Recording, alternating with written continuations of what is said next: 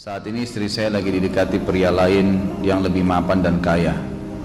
Salahkah saya kalau memukul pria tersebut?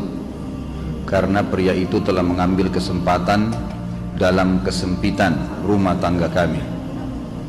Ustadz minta amalan atau wirid untuk melapangkan rezeki. Ini ada hubungannya sama tema nggak ini? Hah? Jawab atau enggak? Kasihan. Ya udahlah, karena malam terakhir ya.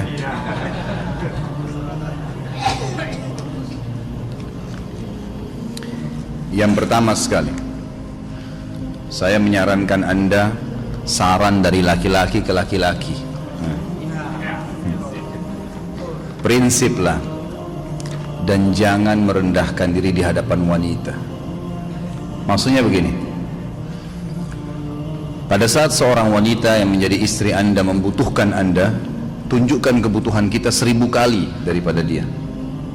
Dia sayang, dia perhatikan, dia siap berkorban. Kita harus 1000 kali lebih hebat daripada itu. Laki-laki memang penaung. Tapi kapan dibalik? Kalau saya pribadi, kapan dia tidak butuhkan menunjukkan kebutuhan, saya 1000 kali tidak butuh sama dia. Untuk apa Anda merendahkan diri di depan seorang wanita yang kalau memang dia tidak bisa menjadi seorang istri? Karena kapan wanita sudah menyombongkan diri di hadapan laki-laki, tidak akan ada wibawa sama sekali. Ini poin dulu dalam pembukaan.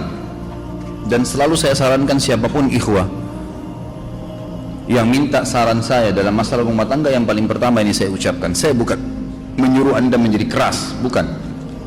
Tapi saya mengajak Anda untuk punya prinsip dalam hidup. Wibawa, pemimpin rumah tangga. Dibutuhkan kita butuh, tidak dibutuhkan ya sudah. Masih banyak gantinya. Dia mau ganti laki-laki lain, silahkan, ahlan wa sahlan, silahkan. Allah akan gantikan penggantinya yang lebih baik. Dan itu harus bisa kita punya prinsip. Memang begitu. Kalau ini kita terapkan dalam kehidupan kita, kita akan sangat mudah hidup. Terkadang subhanallah ada pengorbanan berat. Berpisah dengan meninggal, berpisah karena masalah dosa yang dilakukan oleh pasangan kita, jelas haram.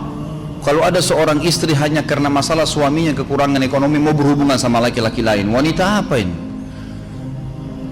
Cinta itu pengorbanan, kasih sayang, bukan hanya pada saat mampu kemudian disayang, pada saat tidak mampu kemudian ditinggal. Subhanallah.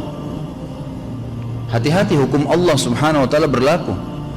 Akhwat yang jadi istri, ikhwah yang jadi suami, harus tahu pasangan kita itu punya Tuhan sebagaimana kita punya Tuhan yang sama.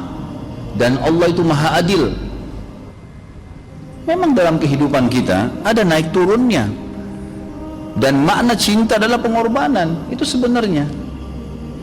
Kalau hanya kita kantongnya lagi penuh kemudian disuka sama istri, pada saat lagi tipis, lagi masalah, kemudian dia mau berhubungan sama laki-laki lain, na'udzubillah min dzalik. Wanita apa ini? Kalau saya tidak naungin. Kalau saya nggak naungin. Kamu mau sama dia silahkan, ahlan sahlan, silahkan jalan. Kalau saya, istri saya sangat tahu prinsip saya.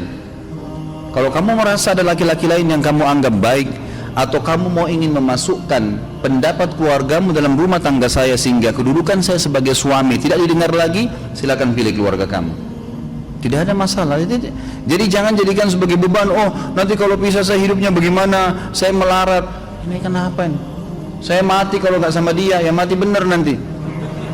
Gila kalau nggak nikah sama dia, gila kalau siapa ini? Ini kenapa ini? Keluar dari bingkai hidup itu. Seorang muslim itu hidupnya mulia. Dia dihormatin, dia menghormatin. Dia dihina, tinggalkan. Allah SWT tidak menyuruh kita menghinakan diri, tidak boleh. Kalau wanita ini misalnya, istri ini yang dikatakan tadi masih mencintai suaminya, dia hanya sekedar minta kerja, ya, garis bawahi kalimat ini ya, dia hanya sekedar minta kerja untuk membantu nafkah rumah tangga, ahlan wa sahlan, jempol, nggak masalah, bagus itu, sampai suaminya mapan, itu baik. Tapi dalam kondisi masih status istri punya hubungan sama laki-laki lain, na'udzubillah min dzalik,